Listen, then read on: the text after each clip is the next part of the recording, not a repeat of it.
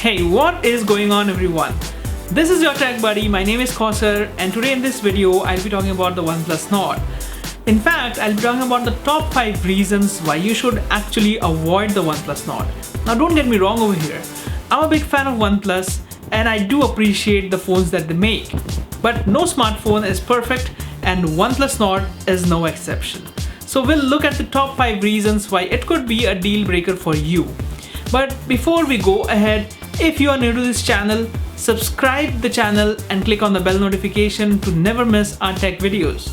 Now that we're done with that, let's go ahead and check the top 5 reasons why actually you should be avoiding the OnePlus Nord.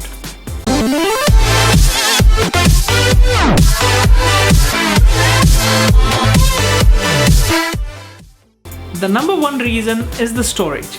Now in the European markets, the base version is going to be the 128GB version.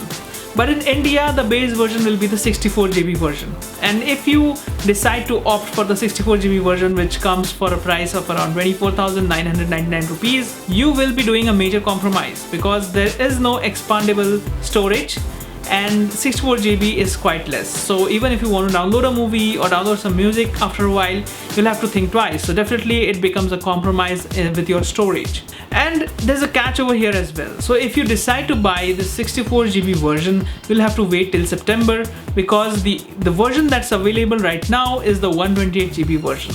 So keep that in mind before you purchase the OnePlus Nord. Reason number 2 is the chipset. So one thing to understand over here is that OnePlus is promoting OnePlus Nord as a high-end smartphone that comes at a price range of a mid-range smartphone. But in reality, there are a lot of compromises that have been made.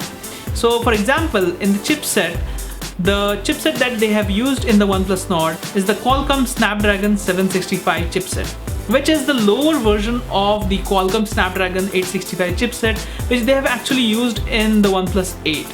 So definitely, if you compare both the smartphones side by side, there has to be a difference.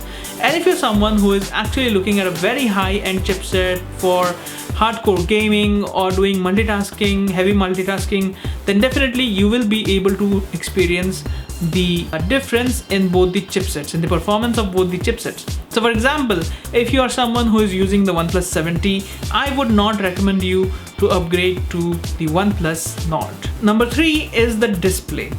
So the display on the OnePlus Nord is a flat display, whereas on the other OnePlus smartphones, the display is a curved display, which gives it a feeling of a high-end smartphone. So in reality, even though OnePlus Nord is promoted as a high-end smartphone, it actually feels like not a high-end smartphone from OnePlus. So that's something that you need to keep in mind before you buy the OnePlus Nord. So the OnePlus Nord doesn't have a headphone jack, and that's number 4 on our list. So given the price range of 24,999 to 30,000 rupees in India and similar price range in Europe, if you are using some smartphone that has a headphone jack, then this might be something that you need to consider before you shift to a smartphone which doesn't have a headphone jack. So do keep that in mind. Number 5 is the camera, which might be a deal breaker for many people. So in theory, OnePlus Nord and OnePlus 8 both have the same cameras, so they should perform equally well.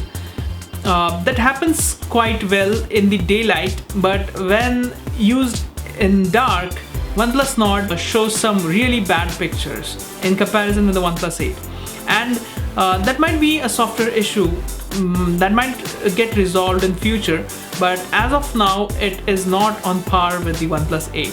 So these are the top 5 reasons why OnePlus 8 could be a deal breaker for many people. If you enjoyed this video, give us a thumbs up, subscribe this channel, click the bell notification, share this video with your friends, and do let us know your thoughts on the OnePlus Nord in the comment section. So this video was not meant to say bad things about the OnePlus Nord, but in fact show you the compromises that OnePlus made in the OnePlus Nord, and in the end it's definitely a good value for money. It's a complete package, so you should definitely be looking at it from that point of view as well.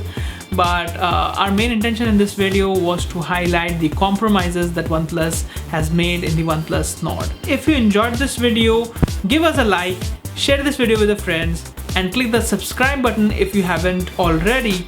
Click the bell notification so that you never miss our next videos. I'll see you in my next video. Till then, have a nice day. Take care. Bye bye.